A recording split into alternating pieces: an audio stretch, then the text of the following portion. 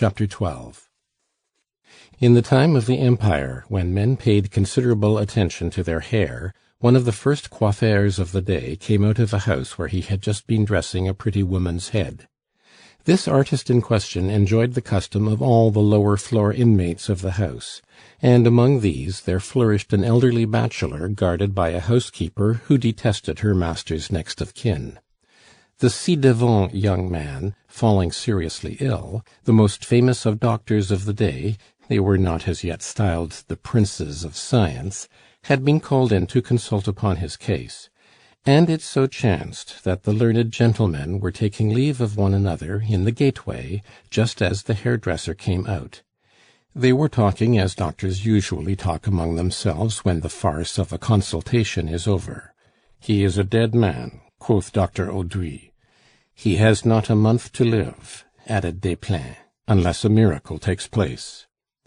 These were the words overheard by the hairdresser. Like all hairdressers, he kept up a good understanding with his customers' servants.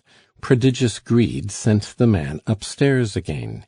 He mounted to the ci-devant young man's apartment, and promised the servant mistress a tolerably handsome commission to persuade her master to sink a large portion of his money in an annuity. The dying bachelor, 56 by count of years, and twice as old as his age by reason of amorous campaigns, owned, among other property, a splendid house in the Rue de Richelieu, worth at that time about 250,000 francs. It was this house that the hairdresser coveted, and on agreement to pay an annuity of 30,000 francs so long as the bachelor lived, it passed into his hands. This happened in 1806, and in this year 1846 the hairdresser is still paying that annuity. He has retired from business, he is 70 years old, the ci-devant young man is in his dotage, and as he has married his Madame Evrard, he may last for a long while yet. As the hairdresser gave the woman 30,000 francs, his bit of real estate has cost him, first and last, more than 1,000,000, and the house at this day is worth 800,000 or 900,000 francs. Like the hairdresser, Raymond the Auvergnat had overheard Brunner's parting remark in the gateway on the day of Cecile's first interview with that phoenix of eligible men. Raymond at once longed to gain a sight of Pons' museum, and as he lived on good terms with his neighbors, the Cibots, it was not very long before the opportunity came one day when the friends were out. The sight of such treasures dazzled him. He saw a good haul, in dealer's phrase, which being interpreted means a chance to steal a fortune. He had been meditating this for 5 or 6 days.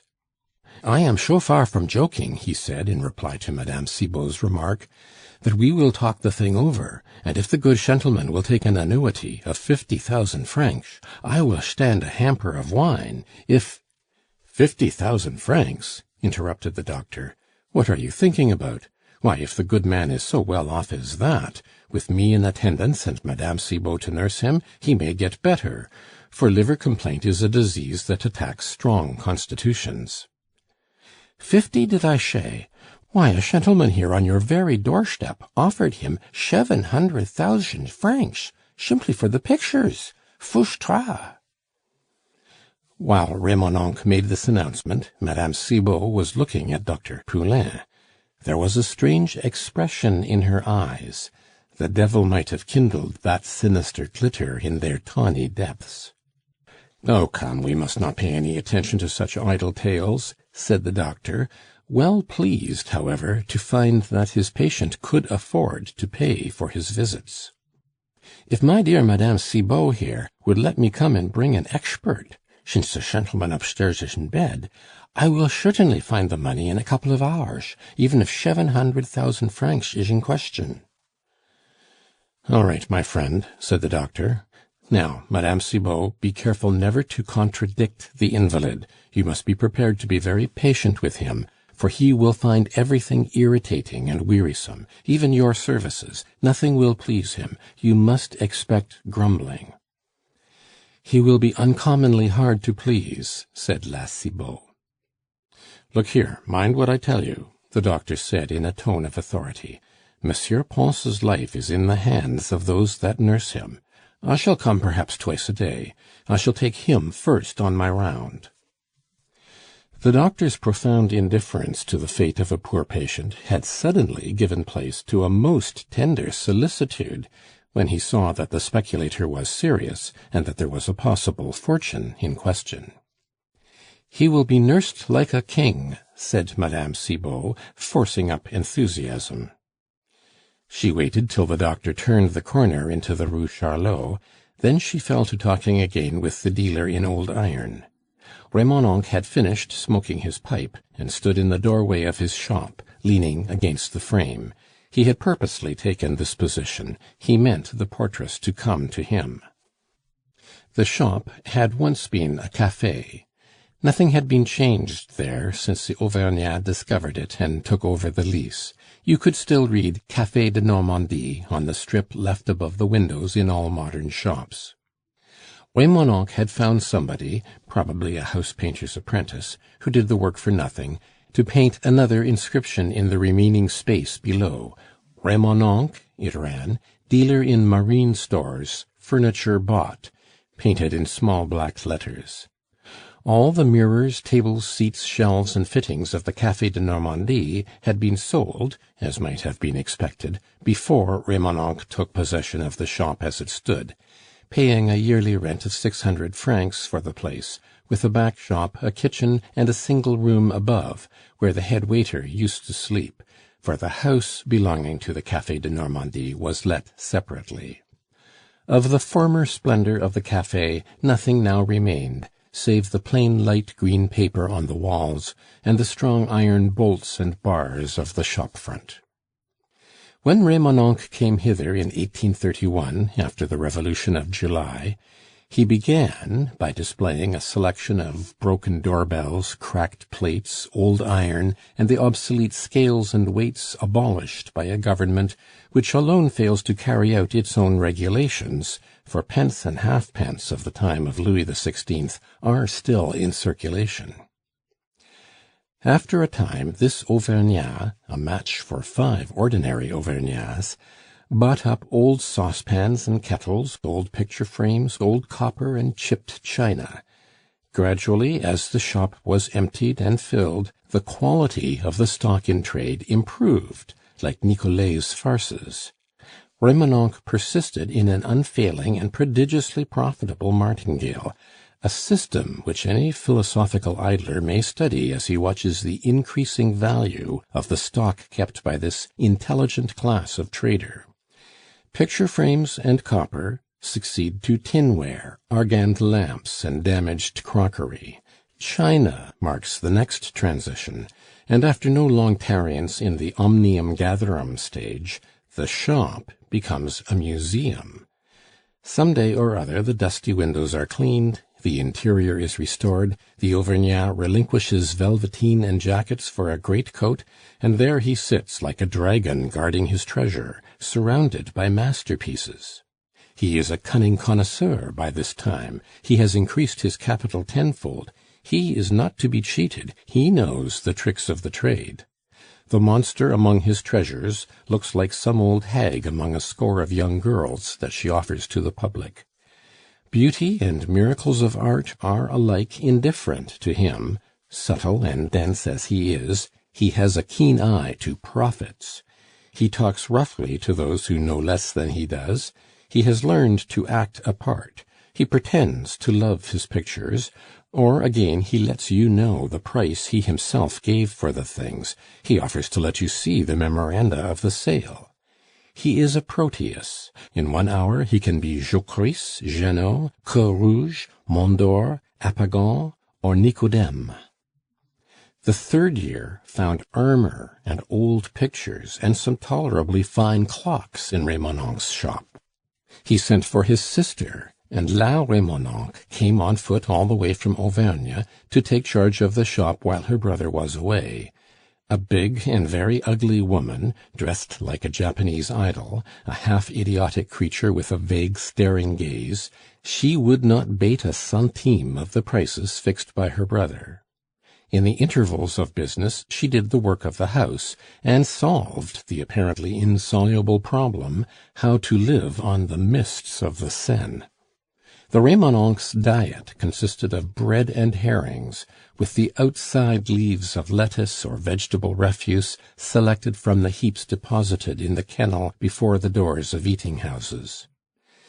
The two between them did not spend more than 5 pence a day on food, bread included, and La Remonencq earned the money by sewing or spinning.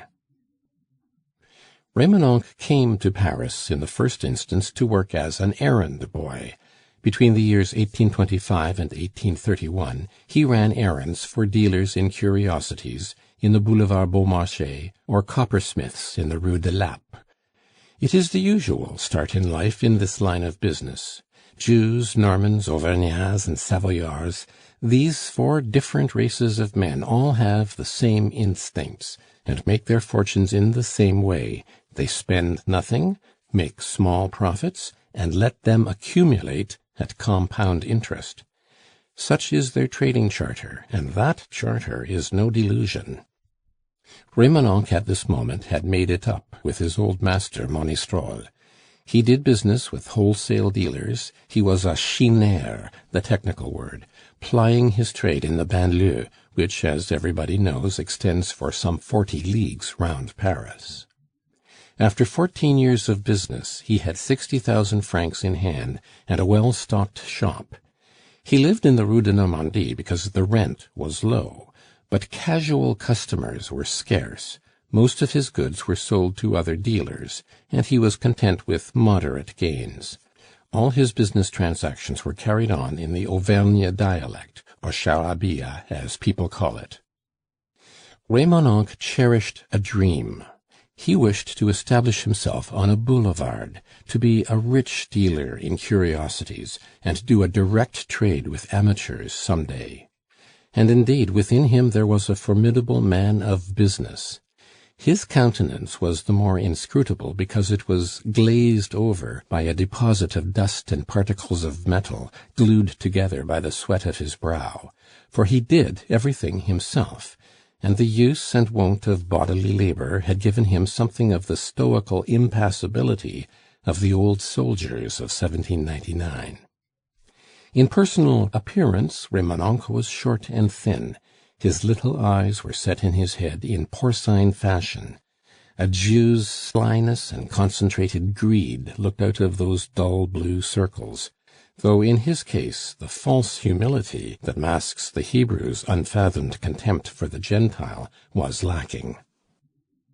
The relations between the Cibots and the Remonencqs were those of benefactors and recipients.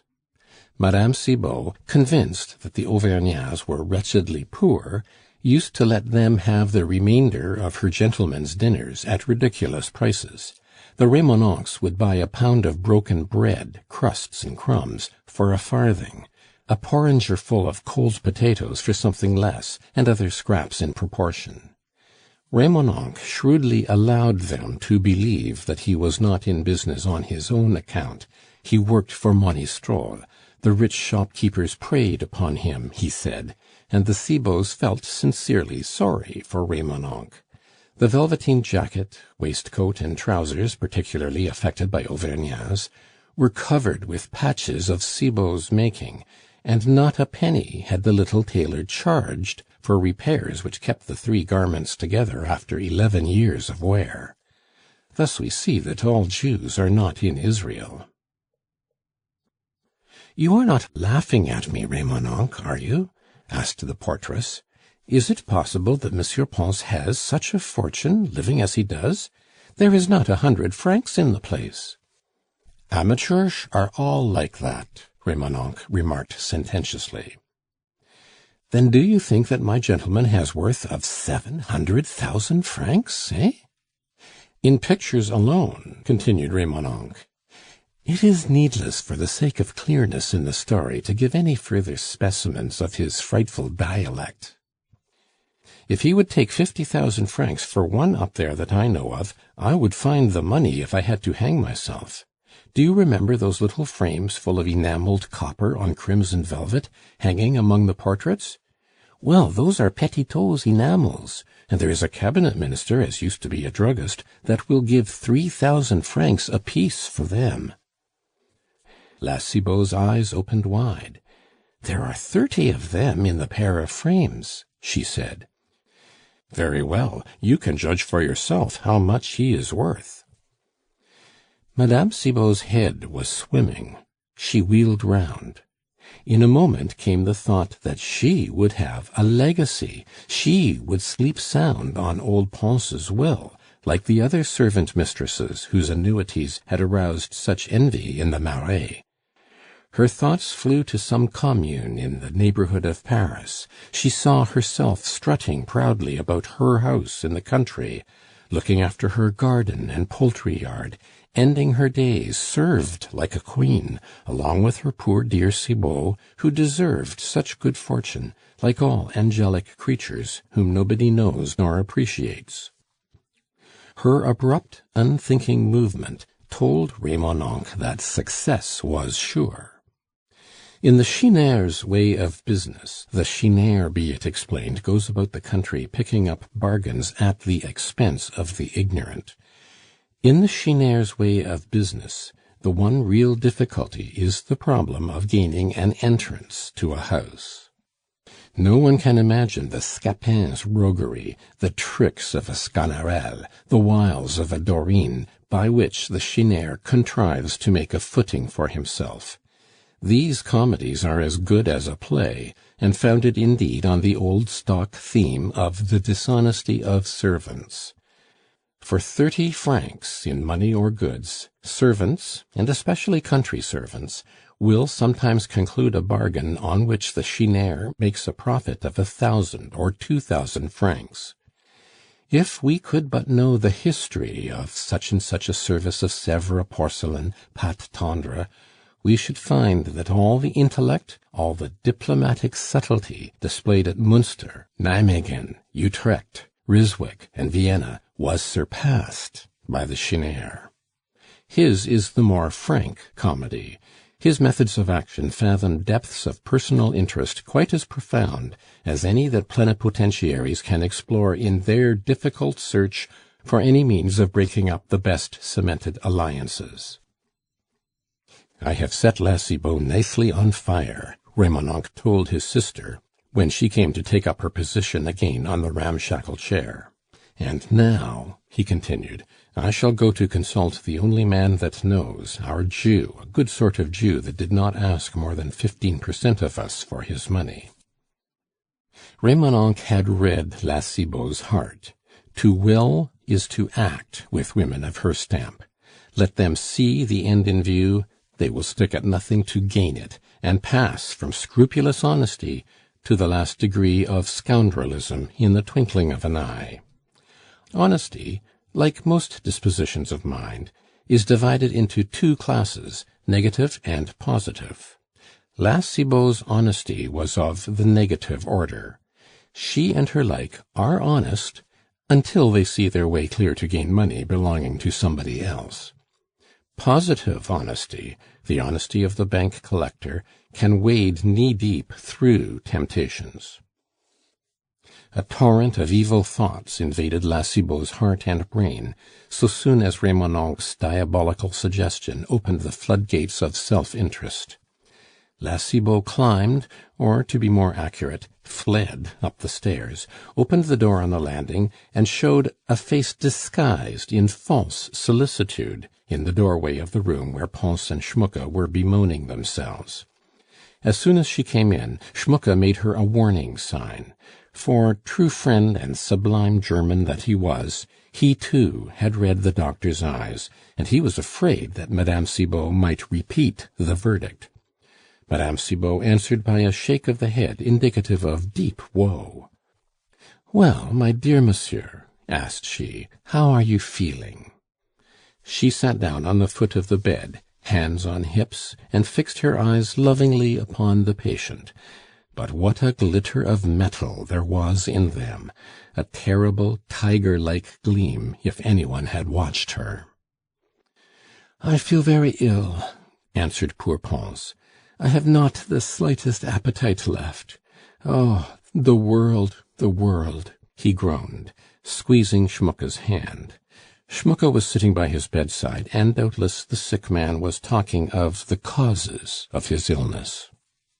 "I should have done far better to follow your advice, my good Schmucke, and dined here every day, and given up going into this society that has fallen on me with all its weight, like a tumbrel cart crushing an egg.